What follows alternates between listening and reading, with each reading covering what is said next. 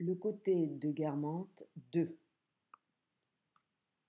Il ne m'avait pas plu tout d'abord. Sa physionomie évoquait un malade ou quelqu'un en deuil. Son discours, d'ailleurs excellent, était froid et moqueur. Je découvris pourtant chez lui une rare intelligence et un sens littéraire, malgré une culture certainement pauvre.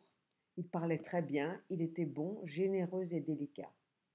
Rapidement, Françoise, à l'occasion d'une livraison, par exemple, transmit le message que nous avions d'argent, richesse et vertu étant, selon elle, indispensables l'une à l'autre. Elle parlait avec le valet de chambre des Guermantes, une grande famille, adjectif qui recouvrait à la fois sa taille et son prestige, et en vint à se demander si cette famille ne possédait pas un château près de Combray, avec la duchesse mairesse de son village.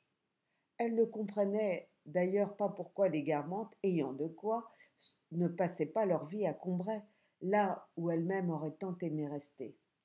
Le valet de pied, se mêlant à la conversation, savait flatter Françoise en lui donnant le titre de gouvernante et non cuisinière. Il savait la lancer sur la beauté de Combray, mais aussi sur mes églises et Tansonville, noms qui nous avait entendu prononcer, et Françoise ne lui en trouvait que plus d'esprit. Elle parlait de Laly, morte à présent, qu'elle comblait d'éloges, oubliant comme elle l'avait détestée de son vivant, et de madame Octave, ma tante Léonie, une sainte femme, généreuse, chez qui la table était toujours débordante et où, pas comme ici, les domestiques étaient bien nourris, avaient tout leur temps pour déjeuner. Et elle discourait sur le fait qu'il y aurait toujours des maîtres pour faire courir les domestiques à leur moindre caprice.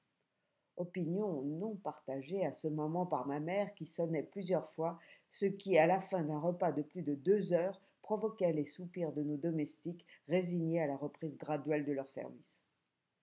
Ayant appris que les Guermantes louaient leur appartement et que leur jardin, que je ne pouvais voir de chez nous, n'avait rien de féodal, privant par là leur nom de sa dernière nostalgie, je fus heureux d'entendre d'un ami de mon père que la duchesse avait le premier salon du faubourg Saint-Germain. Bien loin des rêves que j'associais à son nom, mais tout de même un signe secret, un mystère que je ne trouvais plus dans sa personne, dont la vue m'était devenue familière, et qui l'avait fait descendre de son piédestal. En regardant par la fenêtre, je pouvais voir que madame de Guermantes, devant son miroir, semblait agir comme n'importe quelle femme aspirant à l'élégance, désireuse de rivaliser avec d'autres dont elle ne serait que l'égale. J'ouvre les guillemets. Et, dans l'oubli mythologique de sa grandeur naïve, elle regardait si sa voilette était bien tirée, aplatissait ses manches, ajustait son manteau, comme le signe divin fait tous les mouvements de son espèce animale, garde ses yeux peints des 2 côtés de son bec sans y mettre de regard, et se jette tout d'un coup sur un bouton ou un parapluie en signe, sans se souvenir qu'il est un dieu. Fermez les guillemets. Je me disais cependant que si je devenais l'amie de madame de Guermantes, une fois reçue, je pourrais découvrir ce qui était réellement derrière son nom, encouragée par ce que nous avait dit l'ami de mon père. Je supposais que la vie dans ce fabuleux Saint-Germain était d'un ordre différent de la mienne. Je me représentais les hôtes de madame de Guermantes comme des statues en or des apôtres de la Sainte-Chapelle, piliers de la Sainte Table. Il me serait à jamais impossible d'en faire partie, et, de chez nous, je me contentais d'apercevoir le paillasson des Guermantes, dont ma mère osa dire qu'il était mal en point, à l'entrée de leur vestibule. Le duc, lui, agissait comme si l'opinion des voisins ne comptait pas. Il se tenait en chemise de nuit à sa fenêtre, descendait en pyjama ou toute autre tenue qui lui semblait commode. Il faisait parfois amener un cheval qu'il venait d'acheter. L'un d'eux abîma la devanture de Jupien qui eut le culot de réclamer un dédommagement, ce qui indigna le duc, surtout en considération du bien que faisait sa femme dans la paroisse. De plus, il n'aimait pas du tout que Jupien l'appelât monsieur et non monsieur le duc. Un jour, le duc, ayant besoin d'un renseignement de la part de mon père, se présenta très gracieusement et se montra après cela très empressé à chaque fois qu'ils se rencontraient. J'appris, via Françoise, qui avait sympathisé avec le valet de pied des Guermantes, le nom des salons que la duchesse fréquentait, ainsi que ses sorties à l'opéra, où elle était accueillie dans la loge tantôt de l'une, tantôt de l'autre de ses relations. Françoise s'intéressait aux usages de la noblesse, à la transmission de leurs titres. Elle me révéla entre autres que le marquis de Saint-Loup allait épouser mademoiselle d'Ambresac. Un jour, un ami de mon père au ministère lui donna une place pour l'opéra, où la Berma allait jouer des extraits de quelques pièces, dont Phèdre, et ma grand-mère obtint que je profite du fauteuil. Cette idée ne m'enthousiasmait pas, car la perspective de voir jouer la Berma ne me causait plus l'agitation que j'avais ressentie quelques années auparavant. N'attendant plus de la diction, fût-elle pratiquée par une grande comédienne, la révélation d'une réalité supérieure que mon imagination attendait. Mais j'y allais tout de même. Arrivé à l'opéra, dans le grand escalier, je crus reconnaître le prince de Saxe, ami des Guermantes et qui cherchait la loge d'un ami. Je me disais qu'il allait rejoindre la duchesse.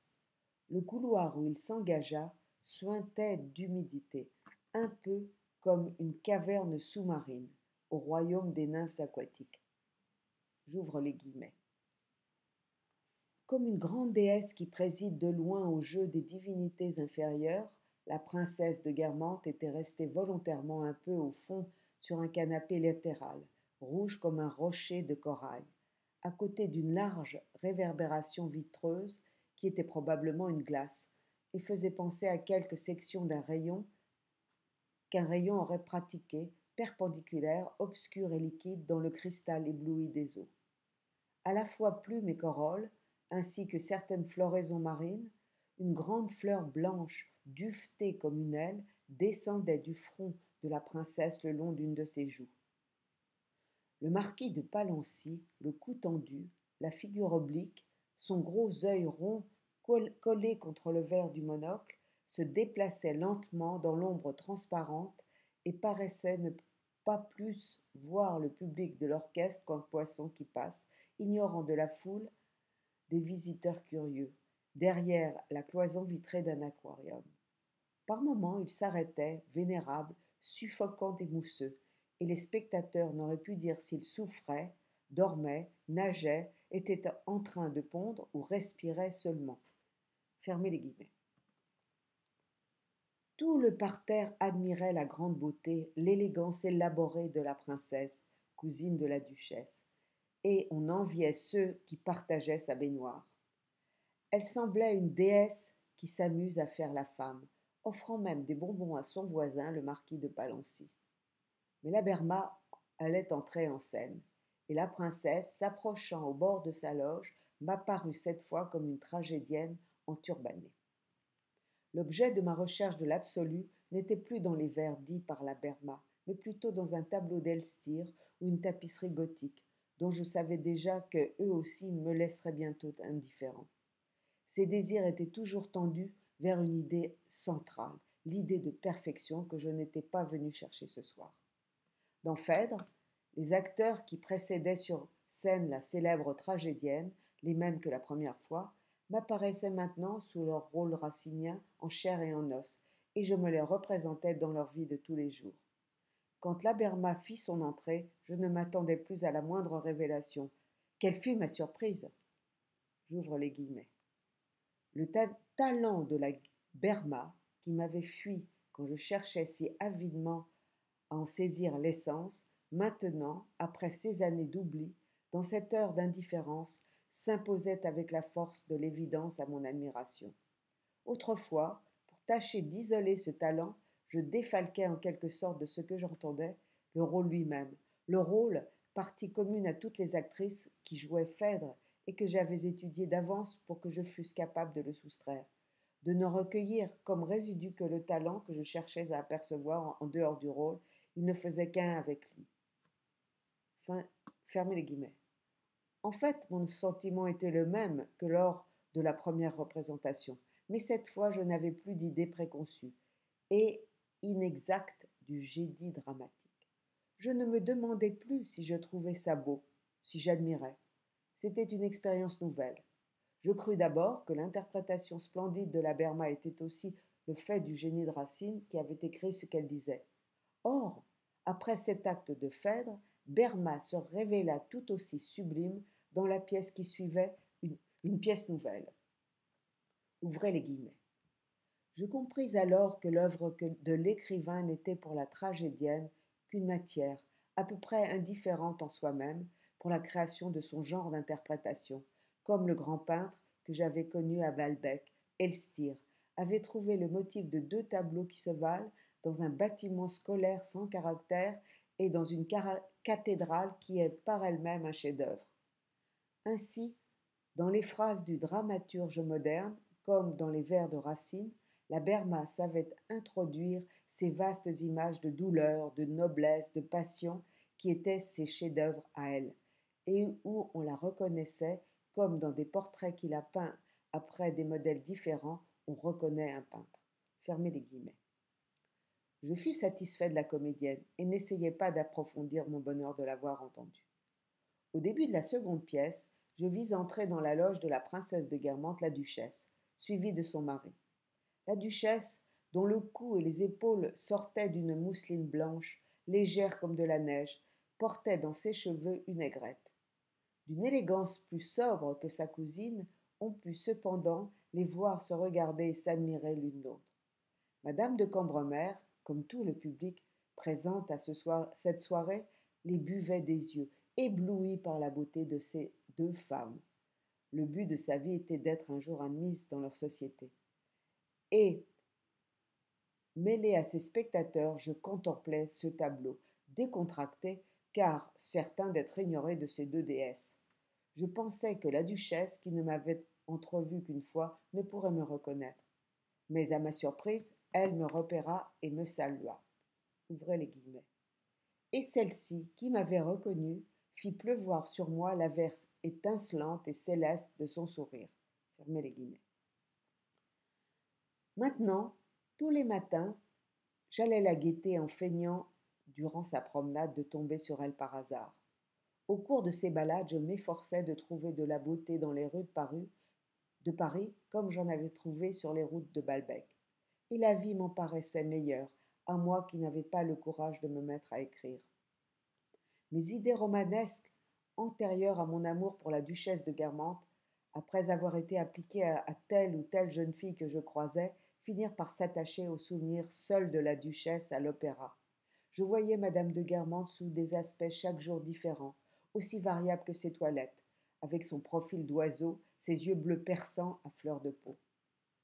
Si je n'avais pas vu par moi-même que madame de Guermantes était agacée de ces rencontres soi-disant spontanées, j'en aurais acquis la certitude par le visage que prenait Françoise quand elle m'aidait à me préparer pour ses sorties matinales.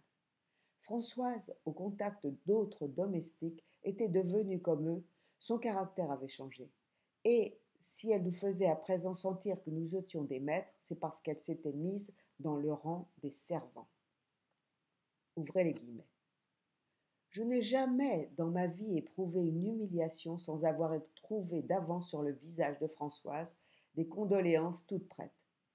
Et lorsque, dans ma colère d'être plaint par elle, je tentais de prétendre avoir au contraire remporté un succès, mes mensonges venaient inutilement se briser à son incrédulité respectueuse, mais visible, et à la conscience qu'elle avait de son infaillibilité.